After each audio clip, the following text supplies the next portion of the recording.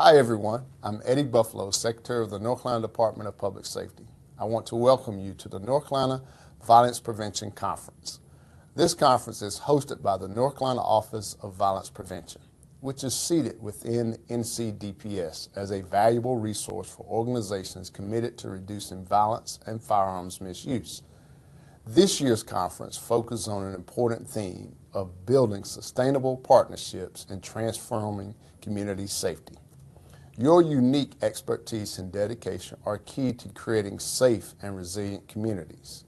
We have a shared goal to create partnerships that last and strategies that make a lasting impact. By working together, we're not just responding to violence, but actively building systems of support and safety for every individual. I hope this year's North Carolina Violence Prevention Conference will be an inspiring step forward in our shared mission to make our communities safe, places for people to live, work, and visit. Thank you for being here, for your hard work, and for your commitment to collaborating with others to make a difference.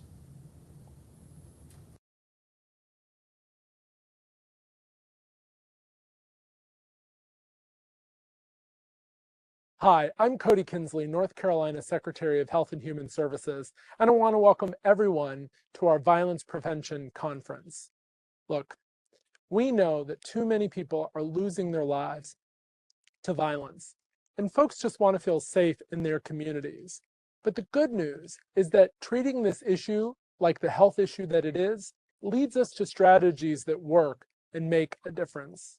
Whether it's preventing firearm misuse or abuse, whether it's issues around suicide, violence, and prevention, we know that measuring the data and putting proven strategies in place can prevent the worst outcomes from these violent acts. I want to thank you all for the focus and the partnership. I want to thank Secretary Buffalo, who leads the Department of Public Safety and the Office of Violence Prevention there, for our coordinated work on this issue together, reaching across our separate systems. Reaching out to serve all of North Carolina is the way that will make the difference in this space. Thank you.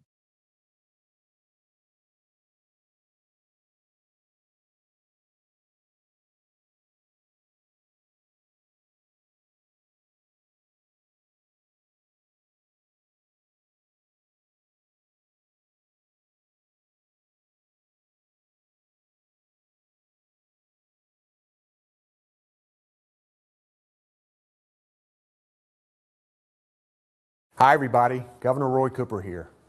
Thank you for your work making North Carolina a safer place to live, work, and raise a family. We know that preventing violence is critical for North Carolinians to feel safe in their homes, schools, and communities. That's why last year I created the North Carolina Office of Violence Prevention to work with state and local leaders to reduce violence and the misuse of firearms in our state. And we recently announced a 3-year plan to foster collaboration and advance a public health approach to violence prevention. But this is a job for everyone, from law enforcement at the city, county, and state levels, to healthcare professionals, to churches and other nonprofits. It takes all of us working together to combat violence. I look forward to continuing our work together to keep North Carolina safe. Keep up the great work.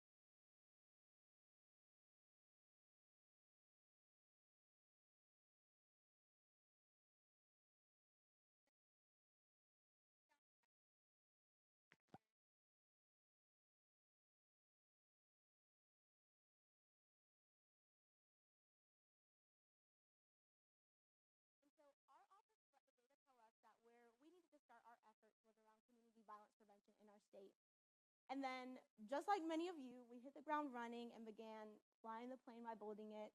And we've been working to stand up this office and try to create a sustainable infrastructure for it, including doing what we can to make this a permanent fixture for our state. But we've also been traveling across the state, meeting with many of you to learn more about the work that you're doing and what your challenges and your needs are. We've been working to advise localities on how to begin violence prevention efforts for their local jurisdictions. We've been traveling across the country to meet with other subject matter experts and to bring back tools and information to our state. And we've also been tirelessly searching for resources that we can share with you all to help further your efforts. And all of this has helped us begin to gain a better understanding of how our office can best support the work that you all are doing in your local communities. And this has also helped to inform the development of a strategic plan, which we recently released last week. Hopefully y'all seen it. And if not, there's QR codes on a lot of the tables. But this plan is going to guide our office's work for the next 3 years to build and sustain a community violence prevention ecosystem across our state. And as we move forward with implementing that plan, it was important to us to be able to put together this conference as an opportunity not only for us to continue to learn from you all, but also to provide you all with an opportunity to connect and learn from each other, to take some time to lift up the great work happening across our state, and also to just take a moment to step back from the daily grind and reflect and recognize all that we've accomplished in this space as a state. And so throughout everything that you've heard me say, you've heard our leaders say on those videos, the recurring word that you should have heard a lot is partnership. And that's because partnership is really the core ingredient for everything that we do. None of us can do this work alone, and our communities benefit when we work together. And so, with that being said, we decided for this conference that we would make this theme building sustainable partnerships and transforming community safety. And my hope is that this theme will ground all of our experience here at the conference and that we'll leave here tomorrow with a deeper appreciation for our partnerships, new ideas on how to better sustain those partnerships, and even a new potential partner or two. And that should definitely be possible because we've got a lot of people here in the room today. We've got over 200 practitioners sitting across these different tables, representing at least 16 different counties across our state. And we've also have some guests from out of state as well here to share their knowledge and expertise. So from outreach workers, police chiefs, researchers, advocates, and everything in between, we've got a little bit of everything here in the room. We've got a lot of perspectives and expertise. And so by tomorrow, you should definitely be leaving here with several new contacts. I want to take a moment to recognize our sponsors because without them, we wouldn't have been able to put this event together for you all at a very minimal cost. And so I want to take a moment to thank the Department of Justice and their Community Violence Intervention and Prevention Initiative. I'd like to thank DPS and also DPS's Task Force for Racial Equity and Criminal Justice. I'd like to thank our partners at the Department of Health and Human Services. And I'd also like to thank a newly emerging partner of our office, Cities United. I would also like to take a moment to thank my team, my leadership, our partners at DHHS, and the Injury and Violence Prevention Branch for helping out today. And I'd also like to take a moment to thank our planning committee that helped with pulling together all the ideas for this conference. And so I'm actually going to put y'all on the spot. If y'all could just stand up if you were on the planning committee. Don't look so happy. Yes, round of applause. They really showed up in a big way. Yeah, very appreciative. They've been meeting with me weekly for like 3 months and really just digging in, helping with anything that needed to be done. You'll even see them on the stage a few times. They volunteered to help out as much as they can. I really appreciate it. All right. So now I will try to briefly, very quickly, go through some details about what you can expect over these next few days or 2 days. And the first thing that you have to do to experience the conference is download the Hoover app. So if you have not downloaded the app, please do. QR code is on the screen, also on your tables. But this is going to be the central information hub for the entire event. So this is where you're going to find the agenda. This is where you're going to find updates from us if anything comes up. You can also connect in the app directly with other attendees at the event. Everything's in the app. So if you don't have the app, you won't know anything. So please download it. And so hopefully you've already taken a look through the agenda on the app, but if not, when you do look at it, you'll notice that we have a mix of keynote presentations, panel discussions, breakout sessions, and with those breakout sessions, we have a ton of different topics. We're hoping that there's a little bit of something for everyone. And we've also tried our best to incorporate opportunities for networking, so some of those will be forced. like our regional breakout sessions. But then throughout the days, we hope that you all, in between the breaks and everything, will talk to your neighbors, talk to your other colleagues in the room, meet someone new, and just network and connect. Also, in the room that's sort of across from the check-in desk, this is going to be our resource room for today. So in there, you'll find a bunch of materials from several different local and national organizations. And so as you're going through the event today, when we take breaks, please take some time to look in there, take what you like. And then tomorrow, with what's left, we'll put those materials out in another location that we will tell you all in the app. So please download the app. All right, I'm almost done. So also, just to kind of spice it up and make things a little fun, we decided to have a photo contest for the event. So in the app, you can post photos. If you go to the home page, scroll down to additional resources, you'll see where you can click for photos, and there you can post photos, and you can also engage with photos. And so to make this fun, we decided to make it a contest, and there will be a prize. So we really encourage you all to take pictures with your partners, your colleagues, and just have a good time and engage with photos as well. And the winners will be picked based on a criteria of engagement on your posts plus alignment with our theme. But the winners will receive tickets to a local jazz concert here in Raleigh happening tomorrow night. So if you like jazz, post some pictures in the app. And I also want to take a moment to thank our colleague, Derek Glover. I don't know where he's at, but I want to thank him for helping make the connection that made us able to offer this prize. Okay, so then just a little bit of housekeeping.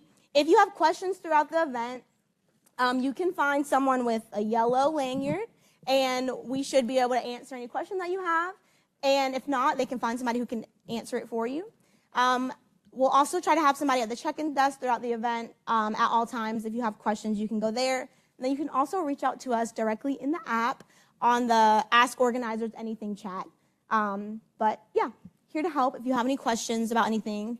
I also just want to mention that we will be providing some food. So as you plan your meals, we will be providing lunch. And if you looked at the agenda earlier on, if you were proactive and downloaded the app a couple weeks ago and looked at the agenda and you looked at it recently, you might have noticed that lunch, the title of lunch has slightly changed from a networking lunch to a lunch and learn. And that's because we are happy to be able to welcome a special guest to talk to you all during that time. But all that to say, don't leave during lunch. We're going to give you food, and we're going to have a presentation. And then later, we'll also have some snacks, and tomorrow we'll be providing breakfast. And then lastly, so this room that we're in is going to be the space that we're going to use throughout the entire event. So when we have breakout sessions, the room will magically transform into 4 different rooms. And so the hotel staff have reassured me that this will happen seamlessly, but I also would just encourage you during our breaks to just leave the room, you know, just go to the resource room, take a bio break, go out in the hallway and take some pictures, but that'll just help us be able to transition the room quicker. All right, and that is all that I have for you all, and so I'm happy to transition us to our opening keynote, which I'm really excited about, and I'm going to go ahead and welcome our opening keynote speaker, Sasha Cotton, to the stage while I introduce her. So Sasha Cotton is the Executive Director at the National Network for Safe Communities at the John Jay College of Criminal Justice.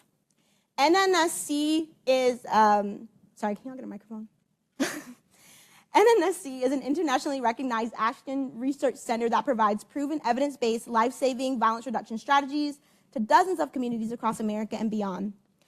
Prior to this role, Sasha served as the inaugural director of the Minneapolis Office of Violence Prevention and has over a decade of experience in direct service positions in corrections, probation, and other violence prevention-related efforts. Ms. Cotton currently represents Minnesota on the U.S. Commission on Civil Rights. She serves on the FBI Minneapolis Community Engagement Council and is the vice president of the African American Leadership Council. So with that, please help me welcome Sasha to the stage. Yes, you'll need a second. Hello. Yes. Yes, you need that. Yeah, thank you. No problem. You just press the green button. Okay, fantastic. Good morning, everyone. Good morning, everyone. Good morning. All right, well, thank you all for that warm welcome, and I'm going to apologize in advance because, as you can hear, I'm a bit hoarse. But I'm grateful to be here with you all. As Sierra said, I'm Sasha Cotton, the director, or the executive director at the National Network for Safe Communities. And I'm so blessed and fortunate to be here, and grateful for the opportunity to share the day and some learning with you all. Looking out into the room, seeing some of my fellow or former OBP directors and national colleagues, so familiar faces and new faces that I hope to learn more about and hear more about you all's work throughout the course of the day. So I'm going to dive right in, and if you can't hear me or you have issues, raise your hand and I'll do my best to elevate. Where am I pointing this? This? Okay.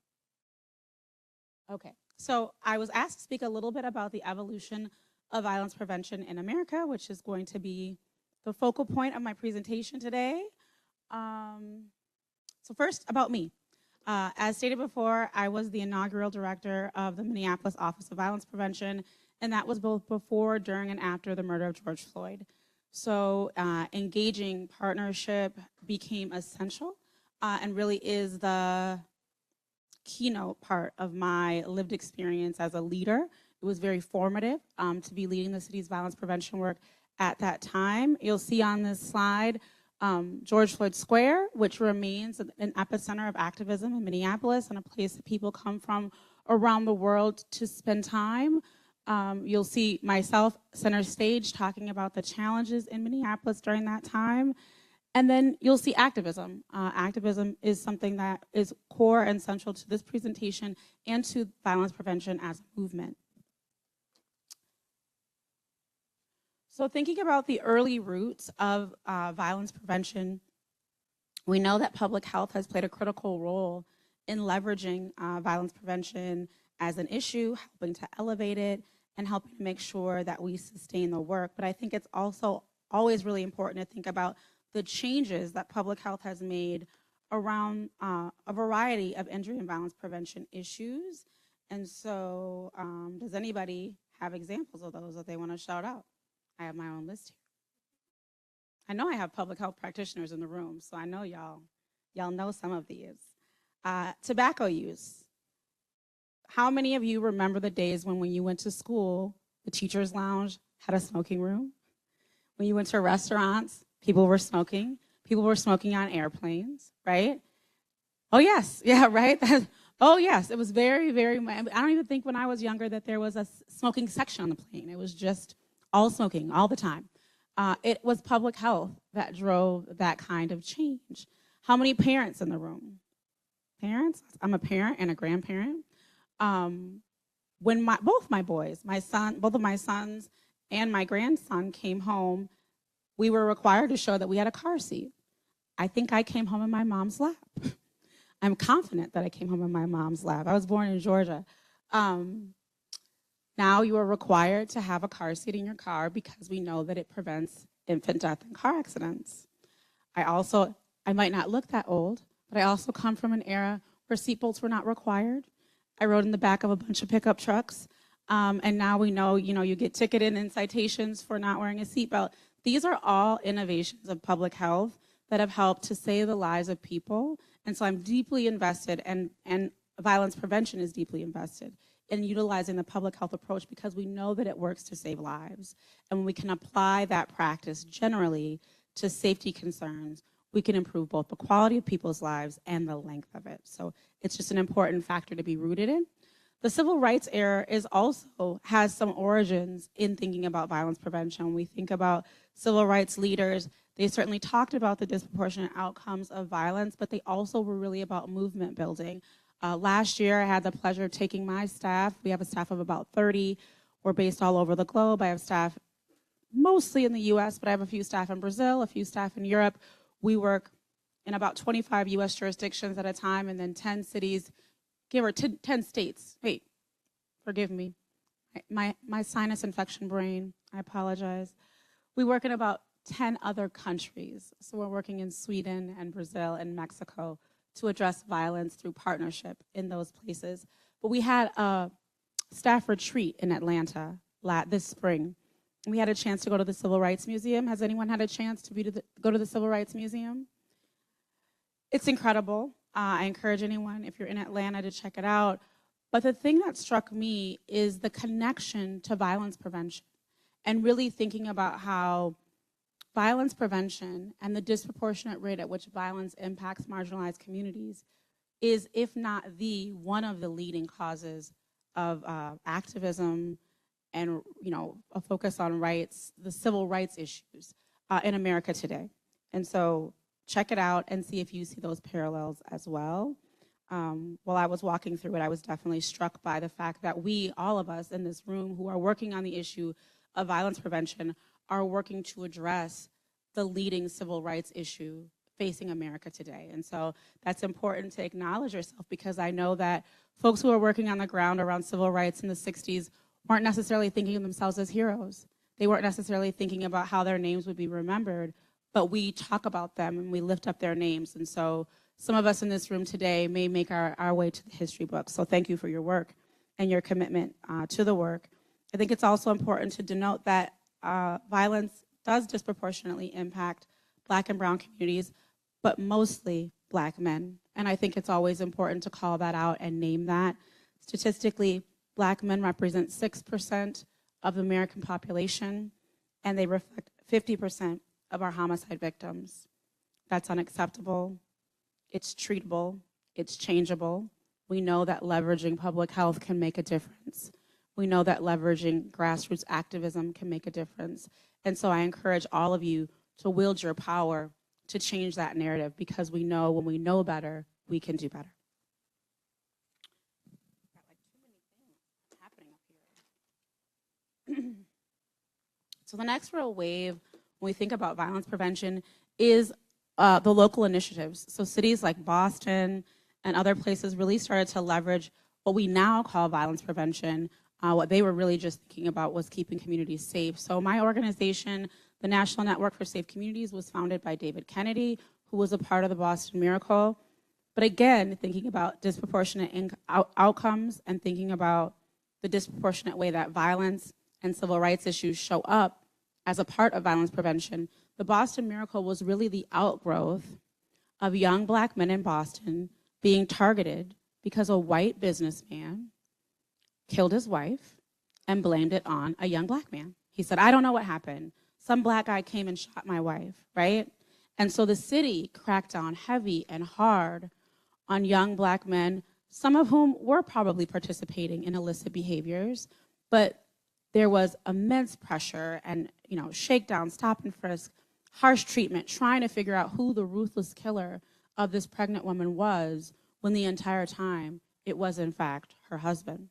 And so the Boston Miracle was really about identifying who in a community is driving the violence, focusing both law enforcement and community resources on those individuals, first and foremost, to notify them of their risk, because we know people who are closest to the violence are most likely to be victims or perpetrators. And the data can tell us a lot about who those people are, particularly police and probation data. So they play a critical role in this strategy, identifying those people, and then delivering a direct message to them to let them know, hey, your name is coming up in conversations that it shouldn't be. We're not here to arrest you because we don't have anything to prosecute you for in this moment. But it's only a matter of time, if you continue to be this close to violence, that you are more deeply impacted, either as a victim or a perpetrator, neither of which are things that we want for you. How can we help you? Because if you don't stop your behavior, we will be back with a different message, and likely in the process of prosecution. So that is the outgrowth of the Boston Miracle. It's the work that I lead through the National Network for Safe Communities. It is now referred to as focused deterrence, or the group violence intervention, and it is one of the few strategies that still partners directly with law enforcement, community agencies, and social services to bring that message and those services and supports to those who have been identified as most high risk. The next wave of violence prevention in the 2000s was an explicit focus on trauma-informed care. How many folks in the room have specialty in trauma, have worked at trauma centers, right? We know how important this work is because we know that trauma begets trauma, and that hurt people hurt people. And that hasn't always been at the center of how we've talked about violence or violence prevention or public safety in this country or beyond. For a long time, we took the framework that people who caused harm were just bad people. right? And we know that most of the time they are sick people, they are hurt people, they are damaged and traumatized people who need accountability, but they need a compassionate accountability, right? We have to come to the table with the ability to look at ways for them to change their behavior, to reduce the harm that they're causing, but also to realize that they too have experienced harm, that today's perpetrator is likely yesterday's victim and possibly tomorrow's victim. Continuing that theme into the 2010s, we saw increases in hospital-based violence intervention programs. Are there hospital-based? I know there are. How many hospital-based violence intervention folks we have in the room? Folks working in HFIBs? Thank you for your work. In Minneapolis, I was able to stand up the inaugural HFIB at our regional county hospital, which is a Trauma One center. It's now in place in 5 hospitals across the Twin Cities and is saving lives every day. And so we know that HFIBs are a critical part of how we help people both who have experienced trauma, but who are likely to retaliate because of the trauma they have experienced. And then also programs like Cure Violence that look at street outreach. I'm sure folks in the room are familiar with Cure Violence, but there are a number of evidence-based now models that look at street outreach and reaching people in the communities where they live, de-escalating conflicts, mediating conflicts, and helping people to see beyond the urgency of an immediate situation and think about the potential consequences. We know that street outreach workers make a difference in every community that they're working in, and we thank them for their work. We know that the expansion of that work has led to the reductions that we've seen nationally in keeping communities safer since the pandemic. I am a big proponent, as we think about violence prevention in communities, of these 3 strategies as a core and foundational way that offices think about their work. And that is to have something like focused deterrence that bridges the gap between law enforcement and community outreach workers to bring folks messaging about their risk. Because we know, unfortunately, that this very high-risk population interfaces with police and probation. And if we don't give them off-ramps at that intersection, we're leaving a gap. The second place that I always look is the street outreach, right? We know that it's foundational, that people are meeting folks where they're at in the communities where they live and on the ground, and offering them off-ramps, de-escalation, and mediating those conflicts to reduce homicides and shootings in the community. And then lastly, HFIBs, because we know that people who are very high risk, unfortunately, come to hospitals because they are victims of shootings. And so if we can cover all 3 of those grounds, we give ourselves a really good chance of meeting most of the people who are high risk for being a victim or a perpetrator of gun violence.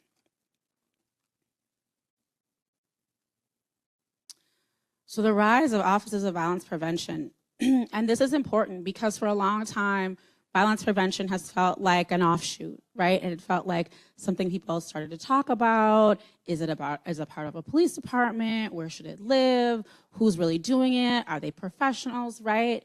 And offices of violence prevention have been instrumental in helping government both to recognize its responsibility to invest in public safety, not just as a police matter, but as a global matter. And offices of violence prevention provide that incubation to make connections, to create partnerships, and to really be a connective tissue between government and community.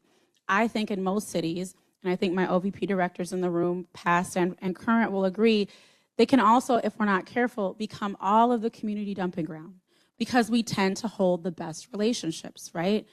Office of Violence Prevention directors and their staff are on the ground, they're engaged, they often come from community, have relationships in community, and show up when community is having its worst experiences.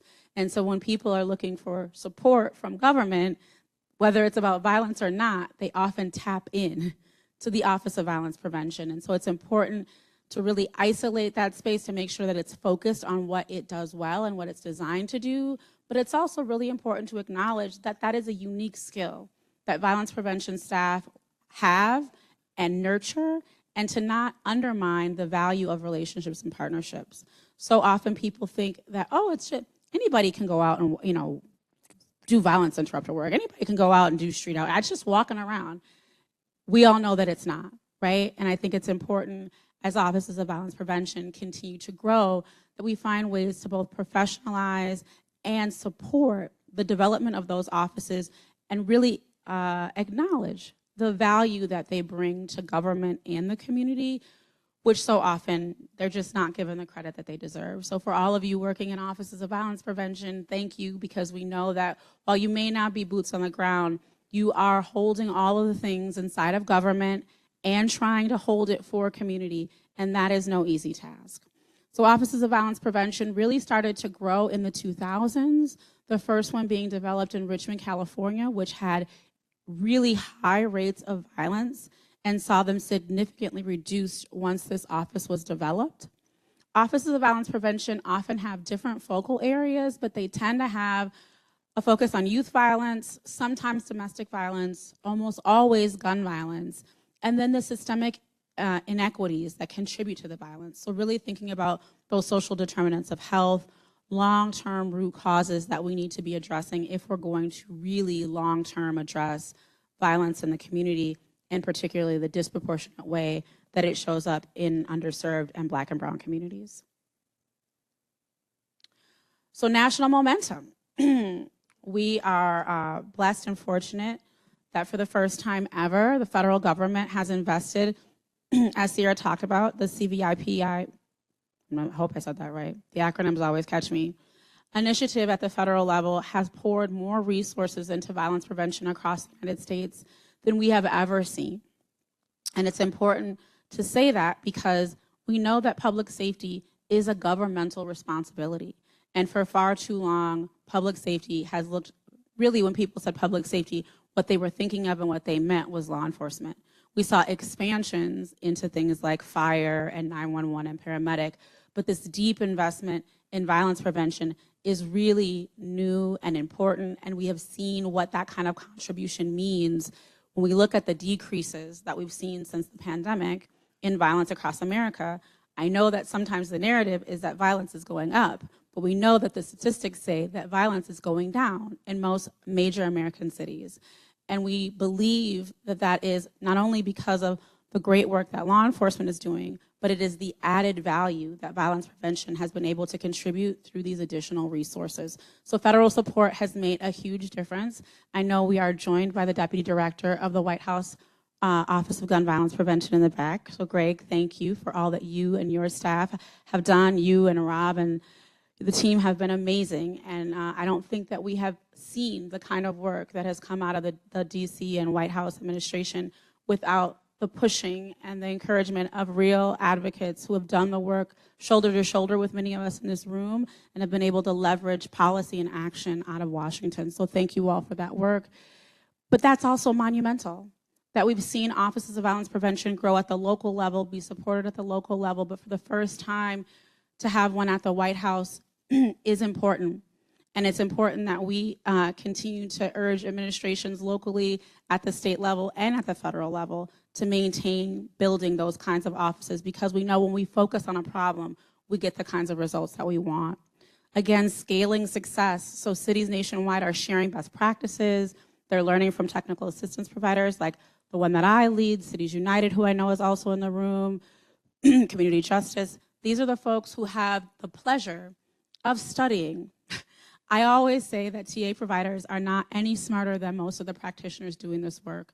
We have the luxury of networking and reading and studying the material that's being developed on a regular basis, and the pleasure of bringing it to the cities that we work with. And so TA providers play an instrumental role in scaling the work, because that's all we get to focus on. We get to think about these things every single day, while you all have to think about contract management, relationship negotiation, making sure your elected leaders are happy. We get to really focus on just thinking about what has worked to solve violence.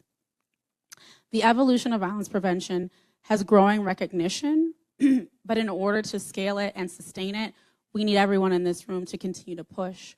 We can't take for granted that violence prevention will continue to be funded and scaled the way that it has been under this or any previous administration. It requires that grassroots activism, that reaching out to legislators, reaching out to mayors, reaching out to governors to sustain and demonstrate the value of this work and how in real time it is saving lives. So now we're going to talk about what we can do in North Carolina. So at your table, these are instructions. I would like for you all to take a moment with folks around your table, identify what sectors you all represent, introduce yourselves, take a minute if you don't know the folks at your table, and then discuss what does your industry contribute to violence prevention, what resources or strategies could be leveraged more effectively or more efficiently, and then what's missing and who is missing from the room. When we think about public health and we think about public safety, those sectors come to mind when we think about violence prevention. But violence is an all-in issue, right? So sometimes people say, well, it's not an either or, it's not a both and, but I always like to say it's an all-in, right? We need young people, we need neighbors, we need teachers, we need professionals, we need practitioners. So who's missing from the violence prevention work in your community and in North Carolina? And how do we get them to the table? And please identify someone in your group to report out, because we'll be calling you all back in about 15 minutes, table by table, to report out on your findings. So thank you for your time, and I will be back in about 15 minutes.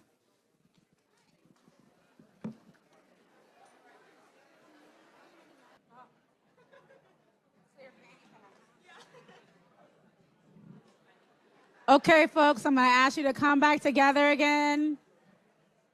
Good morning. Good morning. Okay, I'm going to ask us to come back together again. Can I get my mic runners to raise your hand with your mic? All right, so we've got some folks in the front and the back of the room who are going to come around table to table.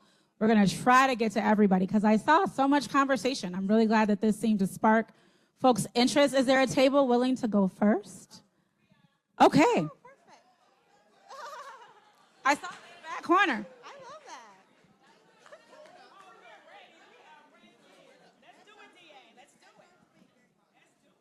Hello. Can you hear us? Okay. So this is what the draft was like back in the day, right? All right. I'm Ferris Dixon. I'm the district attorney for Pitt County, which is the home of East Carolina University. For those of you who are not aware, it is. Thank you. And I have been blessed to sit here with a wonderful table of esteemed individuals that I will talk about their programs. We span the gambit of, well, being the DA, you kind of know what my job is. But we span the gambit of government intervention and community intervention. We have here representatives from government programs who service juveniles and youth. We have a party here who actually is responsible for determining whether those outreaches are working by developing numbers. Are you working on your PhD now? You finished, doctor? I'm sorry. She's finished her PhD. And likewise, we also have a community program who actually have wonderful shirts on. Absolutely. And they have decided, they are business owners and family members in their community who have decided that they were going to make a difference on their own, and essentially are doing it the same things that the government intervention does, but they have personal relationships with these families. These people in the community often come to their businesses and work with them. And then this young lady here is with Atrium Health, and I had to ask because in my county we have Trillium, and the names are too close for me. So Atrium Health is in Mecklenburg County, and they are responsible for doing this for Mecklenburg County, which is obviously the largest population area in our state. And I want to just say that I am very happy to have sit with you, and I want to, for those who would like to talk to me, you can catch me in these meetings later on. I'm the short guy, kind of heavy set. Just look for the short dude, and they'll point you to me, I'm sure, at some point. But we want to thank you for allowing us to speak, and who do I pass this on to next? Thank you. Now, Mr. DA, I'm going to thank you for your contribution, but you did not answer none of our questions.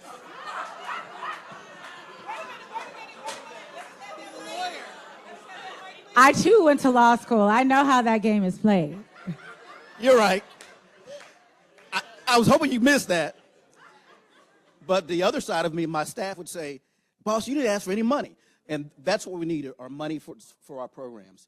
The government programs have a high number of cases that came through. I actually asked the question, how do you remember all the kids that you deal with? I think it was what, 2,500? 2,539. And so money is not the complete answer, because your program just demonstrates that if community is involved, but you have to use money creatively. And I'm sure that the wonderful hospital would want some money, additional money too, for support. And so all these programs, you need the people first, but they can't do their jobs without the money, because part of what they do is, and we talked about, we also need to involve grief counseling and food deserts, and so they bring food into the community, which pulls people in and builds trust. So funding is the key for any other government official who's here and has any ear of, it doesn't matter what party. I try and work well with both sides, and my mom always taught me to play well with others. Thank you, sir. Violence prevention is a bipartisan issue. Bullets don't wear red or blue. Good morning. My name is Sylvia Stitt-Smith. I am here from Mecklenburg County. We also have at our table representatives from Forsyth County who are in public administration. We have individuals from Asheville who have their own nonprofit organizations that they are working with. We have individuals at our table who work in hospital violence intervention programs, as well as RECAST, Resilience in Communities After Stress and Trauma, which is also in Mecklenburg County. We have social work, professional social workers licensed here as well. With regard to the questions that we had, what our industries contribute to violence prevention, you just heard the gamut of the resources and the skills and experience that we have at our table here. Resources and strategies that could be leveraged more effectively. Some of the things that we talked about at our table include getting with for-profit organizations and not just being connected just to nonprofit organizations. We talked about additional resources in terms of funding, especially with the new administration, even though red and blue is not a part of violence. We do know that those things do make a difference in how we are able to do the work that we are set up to do. So we also talked about increased resources for mental health for our youth and being able to get them into rooms and in front of individuals that they could speak to, people who look like them, in order to get them to open up with the trust and the conversations that are needed. Anything else? Did I miss anything? Oh, and who's missing from the room? And how do we get them engaged? People that are missing from the room are more of the people that we actually serve. And so having those people in the rooms with us to help inform the work that we do and help us better understand how we need to put together strategies, policy, and programs to help the needs that they have are the folks that are missing from this room. Thank you. Thank you.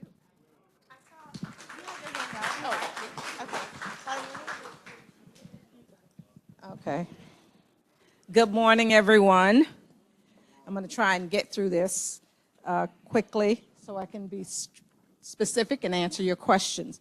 Who we have here at the table, we have 3 counties represented. We have Orange County, which is Chapel Hill, and they represent Fathers on the Move.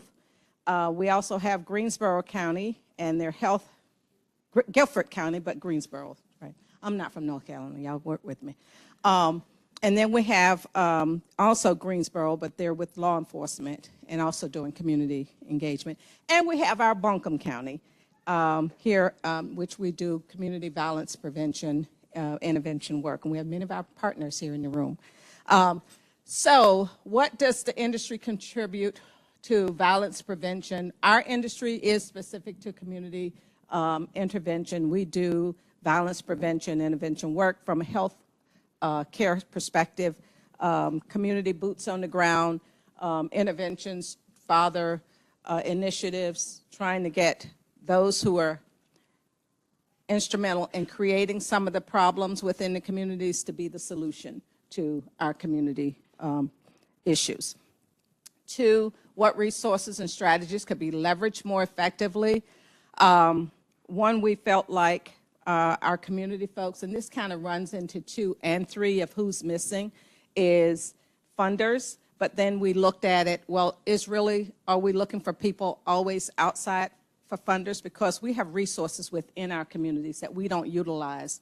And that's the same people that we just said are not often here in the room. Because, you know, we always hear, get the Rudy from the Tootie. You know, you can really say you can't get blood from a turnip, but you kind of can get something from that turnip.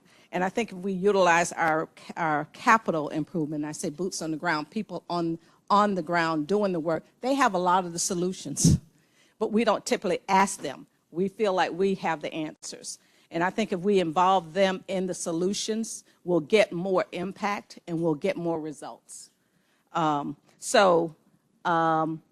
I just think we were just saying we have to really think outside of how we think, rethink how we think. We always ask them to do that, but I think we have to do that too within our communities. So, thank you. Oh. This side of the room has been silent, so I want to hear from them after this table. Wonderful, thank you. I think those are some of our Buncombe County counterparts over there. Also, the other half of the Buncombe County crew is over here as far as CHWs are concerned. Everything that has been mentioned so far is kind of the robust network or the ecosystem that the CHWs actually do in Buncombe County. We're violence prevention specialists. And that kind of answers number one, because we've heard it 2 or 3 times. That's what we do. That's what we are established in doing. The other question about, let's say, who is missing, I'm skipping around, but who is missing? I think you alluded to it as well. Some of the policymakers that are missing so that they can understand what we do and how they can actually promote this and make this CHW work as common as, you know, the field of lawyers, nurses, et cetera, et cetera. We are a key, like in some of these other slides, the evolution of some of these projects, our history goes back to like 1960. So some of our initiatives bringing the community involved, that's exactly what our community-based VPP stuff was actually designed to do.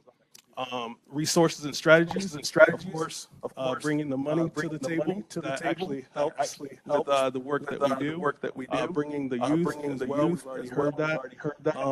And did I miss anything else, guys? Nope. All right. Well, I appreciate you guys. Thank you so much. Thank you. This side of the table. Okay. Or wherever. I don't know.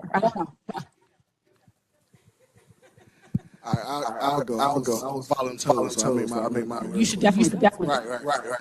I'm for Robinson, my brother's keeper, and at the table we had Durham County representative, also Antrim County representative at the table. At the table you have gang intervention serves those are 16 to 25. We also have project safe neighborhoods at the table. We also have school resources at the table, and then we also have special County. Rural Opportunity Institute. At the table, you have a lot of different resources that would be at the table. Some of the things that were trauma informed to provide for those who are working in the field, but also those who are participants from the resources for the school, who are making sure that young people are able to build a rapport with those officers that will be beneficial, but also during the summertime from the gang intervention resources to make sure they're connected properly throughout, not just the kids but their families. And two projects was making sure that they're bringing individuals from a wraparound services expertise to make sure that the community is on the same page. We believe that like everyone else, there are some different that are missing from the room. But to be completely honest, it's a trick question. Because it's not. I think sometimes we automatically talking about multiple rooms. That's not what the question is asking. The question is what's missing from the room, and that's the ultimate issue. Is we have multiple things going on, multiple rooms. Don't get everybody to one space, but you can have those hard conversations and have them consistently. So I think if we get back to the question, the one room, bring everybody in there, and being a community, I think then you can start to see the real answer to your question.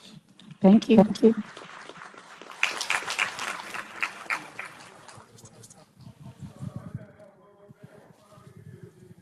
Okay. Project Blue.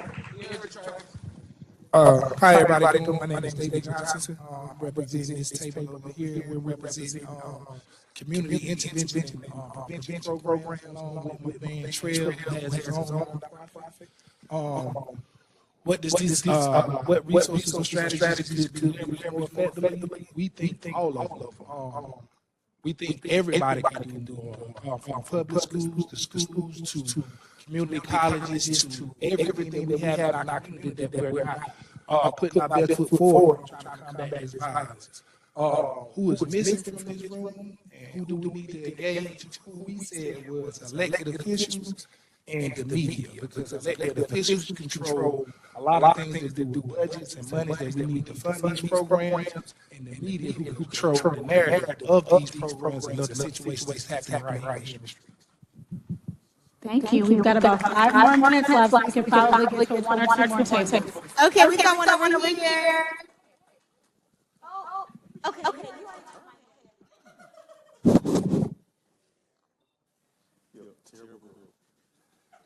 Good morning. My name is Derek Glover. I am out of Charlotte, North Carolina with Health. At my table, we have a variety of different organizations come together. We have community outreach workers. We have 2 hospital systems, which is Atrium and Novant for HVIP. We have navigators, and we also have external evaluators. Question number 2, what resources? Some of the things that we came up, we said certain areas we're going to do our missing core care model. That's number 1. Our community outreach workers said they needed more events to bring people together. And number 3 was community engagement. That's a big thing that they need. And like Sylvia stated earlier, the biggest thing for us was community members. Putting them at the table and being involved with the work we do. Thank you.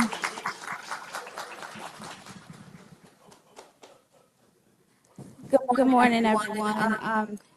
I am Shaquana Williams. I'm the prevention specialist in domestic violence shelter and services in Wilmington. And at our table, we have 3 HVIPs representing Wake, New Hanover, and Mecklenburg counties. We have a law enforcement interventionist. We have someone representing reentry and restorative justice within youth violence prevention. We have someone representing community violence and the homeless population, as well at our table. When you talk about resources, we all agree that additional staffing and salaries are very important in addition to funding. Improve collaboration with local government, law enforcement agencies in our schools. And improve referral process, as well as what a lot of you have said with regards to trauma-informed family and youth programs. And then lastly, what's the question? Who's missing from the room? When it comes to law enforcement, ranking officer involvement, usually there's like more community level representation and so forth, but to get buy-in, we think that we need higher ranking officer involvement, institutional transparency. Parents need to be included that represent high-risk populations and organizations, and then a better increasing sharing of knowledge. Thank you. Last table. Hey everybody, how y'all doing? Well, I have the distinct honor of standing for my table of phenomenal people. We range from North Carolina National Guard, which is the military aspect, to county OVP, and then to grassroots who are down there daily grinding it out trenches, as they said. Let's see, what resources and strategies. One of the strategies that came up that I really like is going in and making your mark, being on the corner, so to speak, in the neighborhood, being down there so they know you, so you're identified, everybody knows who you are. And we talked about with Christmas Street, where they put up a community Christmas tree in that area and have the tree lighting. And nobody touches that tree because they know who belongs. So it's everybody takes takes responsibility and say, hey, that's ours, touch that belongs to our community. So I feel like a lot of times grassroots thing where you actually go down and you connect and you create those relationships. That's one of the things that I think is very leveraged, but also can be done to be more effective. And then as far as who's missing from the room, until we identify, I got to go with my young man over there. Until we identify who's all in the room, we don't know who's missing. We have to understand what resources we have, what community we have, before we actually go through and identify what's missing. Thank you. I'm going to close quickly, but as you can see, there are a lot of different sectors represented in space, and some folks might be missing or might not be as engaged. This notion of more tables, more rooms existing, and needing to bring those partners together feels like it really resonates with folks. I think that is really the essential role of your new Office of Violence Prevention at the state level. So I look forward to what you all will bring in the future. Closing out, we have a hopeful future, right? There's research and data-driven practices that we can replicate and model work after that we know work to reduce violence. We need to focus on sustained and diversified funding. I know I heard funding come up a bunch of times. We have talked a little bit about the deep investment from the Biden-Harris administration. As I mentioned, we need to be polling folks on both sides of the aisle about violence prevention and making investments. And so as this new administration comes in, I urge you to call your representatives, call, and encourage folks to continue to invest in violence prevention, but also looking at private and philanthropic funders is going to be really important. Not only at the federal level making calls, but reaching out to your state and local officials to let them know how important investment is in this work, and then building different partnerships across the sector. That's what some of these table exercises are about. I hope that you met someone that you'd like to stay in touch with, whose work you see contribute to your own. The road won't be easy. Violence prevention is an evolving practice. We know there are some things that work, but in order for it to be sustained, we are going to have to continue to fight to keep it relevant and forward-facing, so people don't forget who we are, what we do, and why it's important. We must stay the course with commitment and resilience, right? It's so easy for us to get frustrated to give up when there are changes in funding streams or the work is overwhelming, but I encourage you to stay the course. Because a safer and more connected environment within reach through collective efforts for this conversation, a more connected and collective Carolina is certainly possible. And with your Office of Violence Prevention, I think you have a real chance of making something special happen here. Lastly, I was going to ask questions, but I don't think I have time to take any questions. So I will be around for the remainder of the day if folks want to reach out. And then my information is on this slide. If you could share that with the group, feel free to reach out to me with any follow-up questions at a later date. Thank you all so much and have a wonderful conference.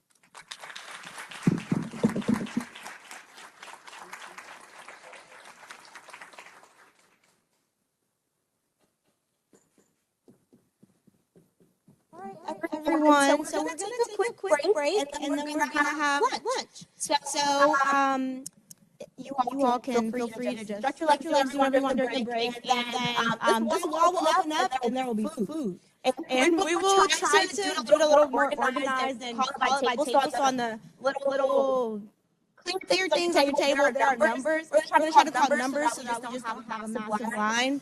And we'll get through really quickly so that we can get settled for our special guest presentation. So thank you.